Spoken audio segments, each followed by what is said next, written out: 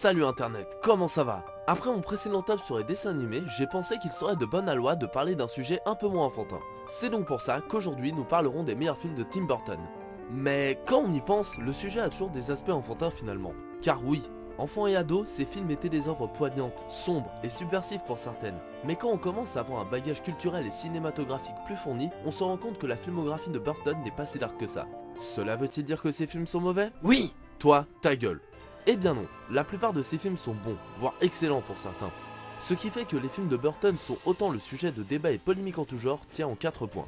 Les irrégularités de qualité d'un film à l'autre, le fait que beaucoup soient des adaptations, la nostalgie qu'ils procurent, et surtout la récurrence des codes burtoniens qui, tels ceux de Nintendo, reviennent inlassablement jusqu'à ce qu'ils aient l'air d'être des parodies d'eux-mêmes par moments. Ce ne sont là que des exemples, mais ils montrent à quel point les gens ne savent pas toujours faire dans la demi-mesure et sont parfois incapables de prendre du recul sur les choses. Car oui, quand il s'agit de certains artistes, le gris n'existe tout simplement pas. Tout doit être blanc ou noir. Et choisir son camp est une obligation, sous peine de se faire huer aussi bien par les fanboys que les haters. Tim Burton fait partie de ces artistes-là. Et que ce soit pour lui ou n'importe qui d'autre, je pense que cette façon de penser est un tort. Prendre du recul et juger chaque œuvre individuellement pour ce qu'elle est sans prendre en compte son créateur avant d'avoir un avis est primordial. C'est ce que je vais essayer de faire aujourd'hui avec ce top con sur 8 films de Burton qui sont, vous vous en doutez, mes préférés. Alors mettez-vous à l'aise, préparez vos temps à part, vos sketchs humoristiques, vos meilleures histoires d'amour, et c'est parti!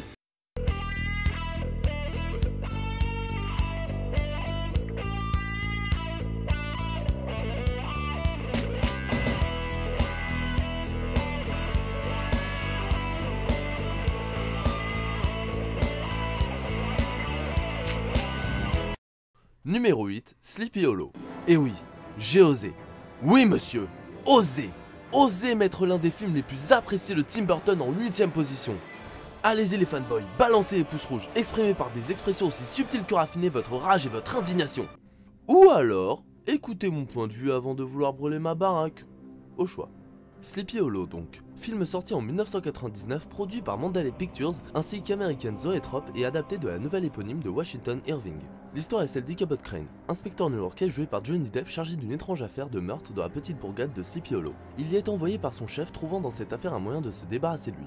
En effet, Ichabod croit aux méthodes d'enquête scientifique et veut des preuves tangibles avant de pouvoir arrêter quelqu'un. Le truc de fou quoi.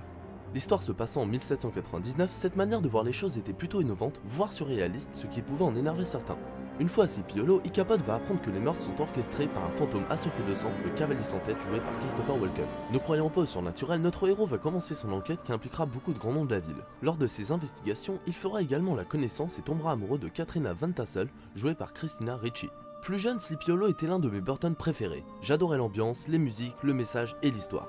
Mais en visionnant le film pour cette vidéo, je me suis rendu compte que je ne l'aimais plus autant qu'avant. Alors peut-être que les souvenirs que j'en avais ont fait que lorsque je l'ai revu j'ai été déçu, mais j'ai trouvé le film beaucoup moins fort que dans mes souvenirs. Le côté fantastique est très bon, l'histoire d'amour est très intéressante et assez originale dans la relation qu'entretiennent Katrina et Ichabod tout au long de l'histoire, mais c'est le côté horreur qui a eu du mal à me convaincre. Le film ne m'a procuré aucun sentiment de malaise et je trouve ça dommage. La partie suspense n'est pas assez poussée à mon goût et aurait gagné à être renforcée. Le scénario lui est bien travaillé mais comme l'atmosphère, il pourrait être plus poussé en rajoutant une bonne dizaine de minutes au film.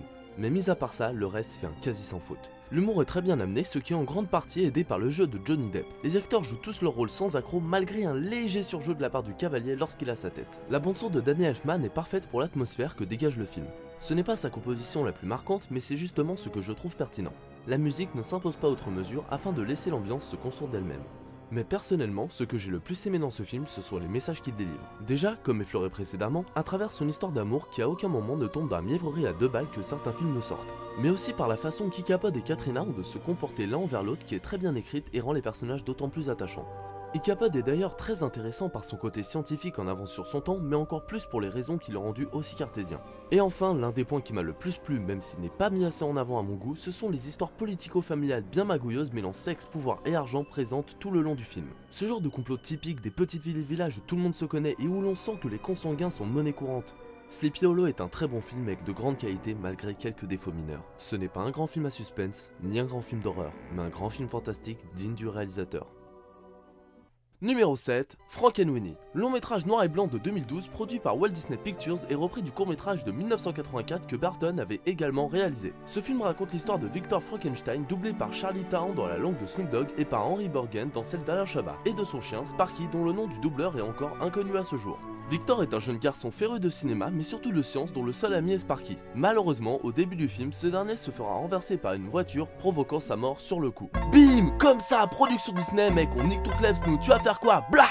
Dévasté par l'événement, Victor rentrera dans une phase dépressive avant de retrouver espoir en imaginant un moyen de ressusciter son chien. Il réussira sa tentative mais un de ses camarades de classe nommé Igor, doublé par Atticus Schaffer et Tom Troufier, lol, découvrira l'exploit et demandera à Victor de renouveler l'expérience afin de gagner un concours de sciences. Malgré 2 récompenses et plusieurs nominations dont une aux Oscars et le fait que le film ait largement remboursé son budget, Frankenweenie n'a pas eu un succès phénoménal. Classé 15ème au box-office sur les 17 films du réalisateur, Frankenweenie est, si l'on oublie Big Eyes qui n'est sorti que récemment, en tout cas lors de l'écriture de cette vidéo, le 2e film avec le moins de succès du réalisateur. Est-ce que cela veut donc dire que c'est un mauvais film? Eh bien non, loin de là même. Ce n'est pas un chef-d'œuvre, mais Frankenweenie possède des qualités non négligeables. Déjà, visuellement, c'est impeccable. Le noir et blanc colle très bien à l'univers, les designs des personnages vont parfaitement avec leur personnalité, et les clins d'œil à la Hammer sont bien placés sans pour autant faire sortir du film.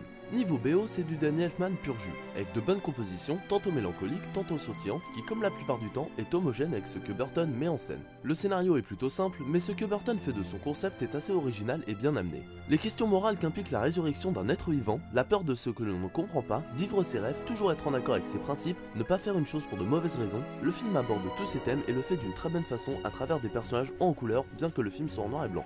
Des personnages qui sont d'ailleurs excellents grâce à des personnalités réalistes et à la fois exagérées dans leur façon d'être. Victor est le petit garçon gentil, droit et attachant. Ses camarades de classe peuvent être aussi détestables qu'hilarants avec des personnalités assez marquées. Son professeur de sciences est lui aussi très drôle par moments, mais servira surtout de mentor et de soutien à Victor afin de compenser son père qui, sans être une ordure, est déçu que son fils ne fasse pas plus comme les autres garçons. Vous l'avez compris, ce film a beaucoup de qualités. Et vous vous demanderez donc peut-être pourquoi il n'a pas eu plus de succès. Ce que je vais dire n'est pas à prendre comme parole d'évangile, mais à mon avis, plusieurs points en sont la cause. Déjà, le film est en noir et blanc, et ce genre de parti pris peut facilement effrayer le public mainstream. Ensuite, c'est une adaptation d'un ancien court-métrage de Burton. Cumulez ça avec le fait que tout dans ce film soigne le Burton dans sa forme la plus basique, et vous obtenez un public qui sera convaincu que le film est une copie des Noces funèbres, et donc ne sera pas enthousiaste à l'idée de le voir. Et enfin, la raison principale est selon moi la date de sortie du film. Le fait que Frankenweenie soit sorti moins de 6 mois après Dark Shadows a dû beaucoup jouer sur l'appréciation du public. Déjà parce que 2 films du même réalisateur avec aussi peu d'écart entre les deux fait un peu redondant, mais surtout parce que Dark Shadows est l'un si ce n'est le pire film que Burton ait réalisé. Mauvais au point que même les Burtoniens convaincus aient été déçus. Sortir juste après un pareil navet ne pouvait que plomber Frankenweenie. Ce qui est pourtant dommage car c'est un film beau, honnête et qui mérite beaucoup plus que de rester dans l'ombre de Dark Shadows. Et en parlant de films n'ayant pas le succès qu'il mérite, voici le numéro 6, Ed Wood. Biopic retraçant une partie de la vie d'Edward Wood Jr., joué par Johnny Depp, qui des années 50 à 70 fut réalisateur, producteur, acteur, scénariste, monteur, boucher, astronaute, lutin dealer d'en fait, et qui est considéré comme le pire réalisateur de tous les temps. Le film commence lorsque Ed sera sur le point de réaliser Glenn or Glenda et se conclura à la sortie du fameux Plane 9 from Outer Space. Un point qui fait que jusqu'à très récemment, ce film contrastait avec le reste de la filmographie de Burton et sa nature. Un biopic étant la retranscription d'événements ayant réellement existé, le réalisateur aura toujours plus de mal à faire transparaître son style ou ses thèmes de prédilection. Et pourtant, dans Ed Wood, Tim y arrive parfaitement. Il laisse sa patte, mais sans pour autant qu'elle ne soit trop présente. La musique, oh mon dieu c'est tellement rare que je vais faire un infarctus, n'est pas l'œuvre de Danny Elfman mais d'Howard Shore qui a composé des morceaux sympathiques et rappelant à merveille les années 50. Le scénario, bien que bon, ne permet aucune fantaisie étant donné qu'il est écrit à partir de faits historiques. Mais la vraie force de ce film réside dans son personnage principal, tant il est fascinant et la façon de le traiter brillante. Ed est doté d'une telle passion, une telle confiance en lui malgré ses flagrantes erreurs et ses échecs que ça force le respect. Quand il réalise un film, on dirait presque un enfant jouant avec des Legos. Le personnage est tellement incroyable que par moments on a du mal à croire qu'il ait pu exister. Un autre point que j'adore est le milieu où Ed évolue, à savoir l'Hollywood des années 50 qui est tout simplement fascinant. Ed Wood est une perle d'originalité qui mériterait d'être beaucoup plus connue et que je vous conseille vivement, surtout si vous vous intéressez au cinéma. Mais bon, si c'est le cas, vous l'avez peut-être déjà vu. Numéro 5, Charlie et la chocolaterie. Film sorti en 2005 et produit par Warner Bros ainsi que la Village Roadshows Pictures. Adapté d'un roman de Roald Dahl, un écrivain gallois malheureusement mort en 1990 et dont j'aime énormément le travail. L'histoire est celle de Charlie Bucket, joué par Freddie Highmore, un jeune enfant vivant avec ses parents et ses 4 grands-parents dans une bicoque en ruine. C'est aussi l'histoire de Willy Wonka, un chocolatier de génie joué par Johnny Depp. Un jour, Wonka organise un concours. 5 tickets d'or sont cachés dans des tablettes de chocolat distribuées dans le monde entier. Et les personnes ayant trouvé un ticket auront alors gagné le droit de visiter la chocolaterie. Cette dernière n'ayant pas été ouverte au public depuis des années suite à de nombreux espionnages industriels. Les vainqueurs sont Augustus Gloop, un Allemand obèse joué par Philip Regratz, Veruca Salt, une enfant pourri gâtée interprétée par Julia Winter, Violette Beauregard, une accro au shopping et à la compétition jouée par Anne-Sophia Robb, et Mike TV, un enfant accro à la télé et aux jeux vidéo violents interprété par Jordan Fry. Le dernier ticket sera trouvé par Charlie, mais je pense que vous vous en doutiez de toute façon, sinon le titre n'aurait aucun sens. Étant un grand, et même si je déteste ce mot, je vais faire une exception fan de Roald Dahl, je n'ai pu être qu'influencé par ma lecture du livre lors de mon visionnage du film. Et d'ailleurs, de tous les films de Burton, ce ne sera le cas que pour celui-ci et Batman. Alors, que vaut ce film comme retranscription du livre, mais surtout, que vaut-il en tant qu'œuvre à part entière? Eh bien pour ma part, je l'ai trouvé excellent. C'est peut-être mon amour de l'histoire qui me fait dire ça, et il est plus que probable que ce film se trouve plus haut qu'il ne devrait l'être pour cette raison, mais je n'y peux rien. J'adore ce film. Pour commencer, les décors sont géniaux, l'univers de Burton se mariant parfaitement avec celui de Dahl. Le réalisateur a fort heureusement mis de côté son univers sombre pour ne garder que ce qu'il ne contenait de joyeux, féerique et qui amène un enfant à s'émerveiller. Les seuls moments où le film est un peu plus sombre sont ceux dans la mise dans des buckets pour raison évidente de pauvreté. Tout le contraire de la chocolaterie qui, elle, n'est que magie digne de n'importe quel rêve d'enfant. Les acteurs s'approprient tous leur rôle à la perfection, en particulier David Kelly qui joue Grand-Papa Joe. Johnny Depp s'en sort très bien malgré le fait que j'aurais aimé le voir un peu plus pétillant. Freddie Highmore est bon, bien qu'il ne change pas de jeu d'acteur d'un film à l'autre. En revanche, ceux qui m'ont impressionné, ce sont les autres enfants acteurs. Bien qu'ils ne jouent que des rôles stéréotypés au possible, ils sont justes dans leur jeu, même s'il faut admettre qu'ils frisent parfois le ridicule. Mais bon, dans un film comme Charlie et la chocolaterie, c'est limite un plus. Les musiques de Danny Elfman et en particulier le thème incarnent parfaitement l'esprit ainsi que l'univers du film. Mon seul regret à ce niveau-là, ce sont les musiques chantées par les Oompa Loompa. Même si elles étaient dans le roman, je les ai trouvées un peu forcées et ne font qu'appuyer trop lourdement des morales qu'on avait déjà compris. Des morales qui sont d'ailleurs excellentes, s'adressant autant aux enfants qu'à leurs parents. En effet, chaque enfant et parent vont incarner un défaut, alors que Charlie et sa famille vont symboliser un idéal. Le seul problème que j'ai avec les messages du film, c'est qu'il n'y en a aucun pour les adolescents et les jeunes adultes. Mais il faut avouer que le film ne leur a pas adressé à la base, donc c'est logique. Pour résumer, Charlie et la chocolaterie est un film savoureux à voir à tout âge. Et même si les 12-25 ans ne sont pas le cœur du public ciblé, ils peuvent malgré tout passer un bon moment. Par contre, attention, lors du visionnage, il est plus que vivement conseillé d'avoir à sa disposition une importante quantité de chocolat sous peine d'avoir une dalle monstrueuse. Roald Dahl. Numéro 4, Mars Attack. Film sorti en 1996 avec Jeff Goldblum et Will Smith dans les rôles principaux et réalisé par Roland Emmerich. Ah non, ça c'est Independence Day. Mais bon, vu que les deux films ont le même thème et sont sortis la même année, l'erreur est compréhensible, non? Bon. Mars Attack est donc l'adaptation d'un jeu de cartes à collectionner, No Fake, racontant l'invasion de la Terre par les Martiens. Et déjà, on peut dire que le titre est bien choisi. Le film a donc les mêmes sujets qu'Independence Day, à part que contrairement à ce dernier, il ne se prend pas du tout au sérieux. Allant à l'encontre de tous les standards du genre, Mars Attack est un scary movie avant l'heure mais les gros sabots en moins. La première chose que l'on remarque, c'est l'impressionnante palette d'acteurs que possède ce film. Jack Nicholson, Glenn Close, Pierce Brosnan, Michael J. Fox, Natalie Portman et Danny DeVito. Et oui, comble de l'étonnement, ni Johnny Depp ni Helena Bonham Carter n'apparaissent dans le film. Mais rassurez-vous, Danny Elfman est présent et a composé pour le film un thème entraînant et très SF. Ce qui m'a le plus plu dans Mars Attack, c'est son ton qui, comme je l'ai dit tout à l'heure, est décalé avec une ironie et un second degré parfaitement maîtrisé. Si on compare Mars Attack avec Scary Movie qui est complètement loufoque et qui ne cache pas une seconde son but d'être une parodie, Mars Attack va présenter tout ce qu'il fait avec beaucoup plus de sérieux et la parodie va être beaucoup moins grosse au premier abord. C'est la raison qui a fait qu'enfant je n'aimais pas spécialement Mars Attack. L'ironie n'était pas assez frappante et je ne comprenais pas assez la démarche du film pour l'apprécier à sa juste valeur. Et pourtant, une fois que l'on a compris son but, le film devient extrêmement comique. Tant Burton pointe du doigt certains travers patriotiques et nombrilistes américains et tout ça à partir d'un simple jeu de cartes. C'est d'ailleurs parce que Mars Attack ridiculise autant les valeurs américaines qu'il a été aussi mal accueilli là-bas. Mais pour moi, c'est sans importance, étant donné qu'il s'est rattrapé dans le reste du monde et qu'il a réussi son pari d'être une comédie SF parodique alliant humour, sérieux et ton dénonciateur. Numéro 3. Le Batman de 1989 produit par Warner Bros et Polygram Filmed Entraînement. Gros succès critique et commercial lors de sa sortie, ce film est de nos jours régulièrement comparé avec ses successeurs et particulièrement avec le Dark Knight de Christopher Nolan. Certains préfèrent celui de Burton et d'autres celui de Nolan. La comparaison est bien évidemment due au Joker qui est présent dans les deux œuvres. Pour ma part, elle n'a pas lieu d'être étant donné que Nolan et Burton n'avaient manifestement pas la même volonté d'adaptation. Mais si je devais absolument donner mon point de vue, je dirais Joker. Blague à part, je préfère juger ce film en tant que tel sans le comparer aux autres films sortis. Et donc, en partant de là, pourquoi ce film? Eh bien déjà, pour sa musique. Le thème que Danny Elfman a composé est tout bonnement génial et représente parfaitement Batman et son univers.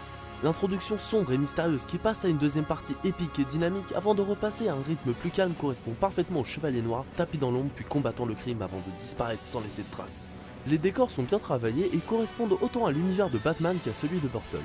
Et d'ailleurs je pense que ce film a été une grande inspiration pour la série de 92 devenue culte pour beaucoup d'enfants des années 90. Je sais que certains d'entre vous, dont un collègue youtubeur, n'ont pas aimé que Batman ne soit pas au centre de l'histoire ni que le Joker vole totalement la vedette. Personnellement c'est un point que j'ai adoré. Le fait que Batman ne soit pas le centre du film et que nous suivions plus souvent le point de vue de Vicky, jeune journaliste arrivant à Gotham joué par Kim Basinger, et celui de Jack Napier, alias le Joker joué par Jack Nicholson, est très intéressant. Tout d'abord, cela a pour effet d'avoir un Batman mystérieux au point que même le spectateur ne sache pas grand chose sur lui. De plus, cela permet au film de changer du schéma classique qui consiste à suivre le héros dans ses actions et son combat. Ce procédé apporte une fraîcheur et une originalité dans ce type de film que je trouve très bienvenu. Ajoutons à ça le fait que le Joker est une vraie histoire, un passé et un suivi psychologique est tout aussi intéressant que le fait de ne rien savoir comme l'a fait le Dark Knight. Du côté du jeu d'acteur, la plupart s'en sortent bien. Kim Basinger est plus que correct. Michel Cook qui joue Alfred est aussi bon que les 3 autres fois où il jouera le personnage. Robert Rowell qui joue Alexandre Knox mais très sympathique dans le rôle du comic relief. Michael Keaton qui joue à la fois Bruce Wayne et Batman est un peu trop sérieux et inexpressif à mon goût, mais ça reste un choix artistique honorable. Et de toute façon, si le Joker est dans un film Batman, peu importe le réalisateur, l'année de sortie du film, les acteurs et le scénario, ce sera lui le centre de l'attention. Surtout quand l'acteur jouant le personnage est un grand malade comme Jack Nicholson. Son interprétation démesurée et cartoonesque comme YOLO est tout ce que l'on attend du Joker. Surjouant comme il faut et donnant l'impression de s'éclater à chaque instant, Jack Nicholson a fait un travail génial. D'ailleurs, depuis que je parle de Batman, certains d'entre vous doivent se demander pourquoi j'ai choisi cet opus plutôt que le deuxième. Eh bien, je viens de vous donner la réponse. Pour le Joker. Sans ce personnage, j'aurais choisi le défi que je trouve mieux écrit avec une réalisation plus personnelle et des messages plus intéressants. Mais je ne pouvais m'y résoudre tant j'aime le Joker. Le Batman de 1989 est un film jouissif qui malgré le temps passé n'a pas pris une ride et que je ne me lasse pas de revoir. Numéro 2, Edouard en main d'argent. Sorti en 1990 et produit par la Fox, ce film raconte l'histoire d'Edouard, que l'on va qualifier d'humain faute de meilleurs termes, joué par Johnny Depp, créé par un grand inventeur joué par Vincent Price. Ce dernier éleva Edouard comme son propre enfant, mais mourut avant de pouvoir donner la dernière chose manquant au corps du jeune homme, des mains. À la mort de son père créateur, Edouard se retrouva donc seul et inachevé avec des ciseaux à la place des mains jusqu'à ce que Peg, jouée par Diane West, une mère de famille vendant des cosmétiques, ne le trouve dans le manoir de son créateur. Émue par le sort du garçon, Peg décida alors de le ramener chez elle afin de le sortir de sa solitude. Dans ce qui ne peut être décrit que comme l'un des plus gros clichés de banlieue résidentielle américaine, Edouard se heurtera à la curiosité, les médisances et l'admiration collective. Mais la rencontre la plus importante qu'il fera sera avec Kim, la fille de Peg, jouée par Winona Ryder, dont il tombera fou amoureux. Mettons les choses au clair tout de suite, ce film fait sans problème partie de mes 20 films préférés. Déjà pour son histoire qui, malgré une grande simplicité et une thématique du monstre qui n'en est pas vraiment un déjà vu à plusieurs reprises, marche parfaitement. C'est d'ailleurs son scénario épuré qui fait que ça marche aussi bien. On comprend tout très facilement et on peut donc sans forcer se plonger dans l'histoire et s'attacher aux personnages. Personnages qui sont aussi bons dans leur écriture que dans leur interprétation. Johnny Depp rentre vraiment dans la peau d'Edouard et le spectateur s'attachera tout de suite à lui. Winona Ryder surjoue un peu par moments mais fait un bon travail malgré tout. Diana West est excellente, son côté toujours mal à l'aise et malgré tout souriante est très bien interprété. Mais les personnages que j'ai le plus aimés sont les voisins de Peg. L'ultra religieuse, la grosse, le vieux et tout particulièrement la nympho qui joue son rôle à la perfection. Ils sont bien évidemment tous là pour symboliser l'étroitesse d'esprit américain, les commérages de la banlieue et tout ce qu'elle peut avoir de mauvais. Et en parlant de banlieue pavillonnaire, j'aime beaucoup comment celle-ci est représentée, se dressant au même niveau parodique que celle des Simpsons ou d'American Dad. Mais toutes ces qualités et toutes les autres dont j'ai parlé ne sont rien comparées à la musique qui est sans doute l'une des meilleures compositions de Danny Elfman. Elle justifie le visionnage du film à elle seule. Cette légèreté correspond parfaitement au conte horrifique que propose Edouard en main d'argent. Le film est bon en lui-même, très bon, mais c'est son thème qui porte définitivement le film. Pour résumer, Edouard en main d'argent est l'un des films qui représente le mieux ce pourquoi Burton est autant apprécié. La musique est sublime, les personnages attachants, les acteurs justes et le scénario porte un message permettant d'apprendre peu importe l'âge du spectateur. Et enfin, numéro 1, L'étrange Noël de Monsieur Jack. Vous y avez cru ? Eh bien non, j'adore ce film, mais n'étant pas réalisé par Burton, il ne peut, à mon grand regret, faire partie de ce top. Le premier n'est autre que Big Fish. Film sorti en 2003 et produit par Columbia Pictures, Big Fish est une adaptation d'une nouvelle de Daniel Wallace. L'histoire est celle d'Edward Bloom, joué par Albert Finney lorsqu'il est âgé et par Ewan McGregor quand il est jeune. Edward est ce que l'on peut appeler un homme excentrique. Adorant raconter l'histoire de sa vie de manière fabulée, il ne manque aucun prétexte pour le faire, ce qui plaît à tout le monde. Tout le monde ? Non. Son fils Will Bloom, joué par Billy Crudup, résiste encore et toujours à l'attrait des histoires de son père, étant donné qu'il les entend encore et encore depuis sa naissance. Et si on combine ça avec le fait que son père est le genre de personne à voler à la vedette en permanence, on comprend que Will en est marre. Marre au point de couper les ponts avec ce dernier le jour de son mariage avec Joséphine, jouée par Marion Cotillard. Ils ne se reverront que quelques années plus tard, Ed étant mourant. Pendant ces derniers jours, Edward racontera ses histoires à Joséphine tandis que Will commencera à voir son père sous un autre angle. L'histoire se scinde alors en deux parties. D'un côté, les moments dans le présent où l'on voit Will et son père essayer de réapprendre à communiquer l'un avec l'autre tout en libérant les rancœurs de Will tant qu'il en est encore temps, et de l'autre, l'histoire de la vie d'Ed racontée à Joséphine dispatchée à travers le film. Pour moi, Big Fish est au conte ce qu'Edouard en main d'argent est au conte horrifique, l'une de ses représentations la plus pure. Ce film est touchant, amène des morales pour petits et grands, encourage à développer ses qualités et à suivre la voie que l'on a choisie, en particulier lors des histoires sur la jeunesse d'Ed. Le fait que Big Fish soit séparé en deux entre la jeunesse et la fin de vie d'Edouard apporte deux atmosphères bien distinctes et permet des symboliques intéressantes.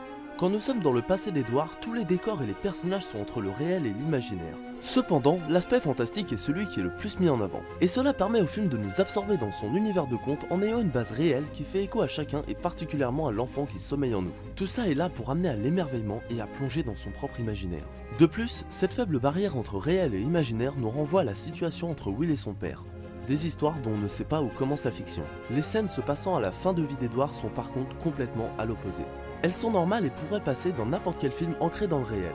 Ce contraste permet à la fois de rendre la jeunesse d'Edouard encore plus fantastique, mais fait aussi d'autant plus ressentir la fatalité de ce qui s'y passe. Edouard est maintenant un vieillard, sur son lit de mort, et lui et son fils sont en mauvais termes. En parlant de son fils, je ne suis pas totalement convaincu par la performance de Billy Crudup. Il n'est pas spécialement mauvais, mais ne fait pas aussi bien passer les émotions que les autres acteurs qui sont tout simplement très bons.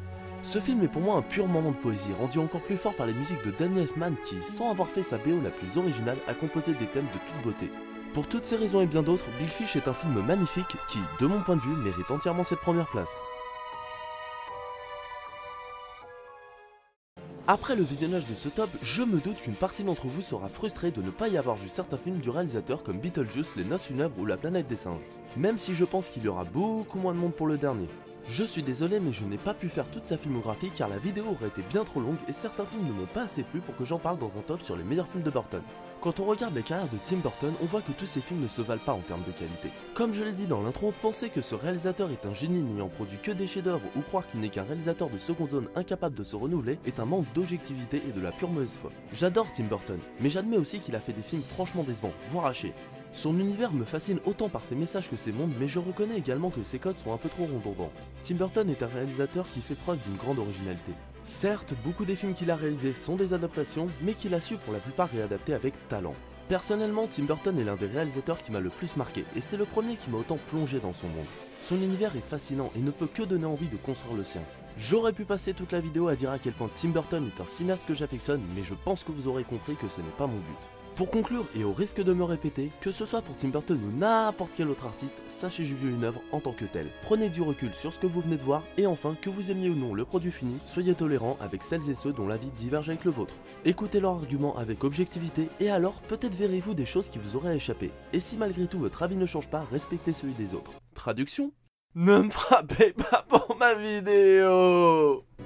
Et voilà, ce top con sur les meilleurs films réalisés par Tim Burton est terminé. N'hésitez pas à me donner vos avis ou à mettre vos propres tops dans les commentaires. En tout cas, j'espère que le mien vous aura plu. Si c'est le cas, je vous invite à regarder mes précédents tops, vous abonner à ma chaîne et à aimer la page Facebook. Sur ce, passez une bonne journée, soirée, insérez votre espace-temps.